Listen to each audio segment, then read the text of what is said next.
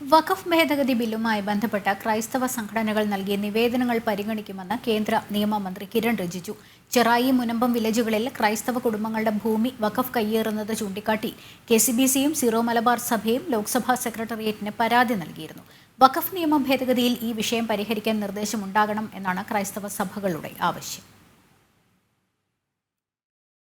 Kerala Catholic bishop council president cardinal Mar Baselios Cleemis, Syro Malabar സഭ public affairs forum chairman Mar Andrews Thazhath എന്നിവരാണ് ലോക്സഭാ സെക്രട്ടേറിയറ്റിന് നിവേദനം അയച്ചത്.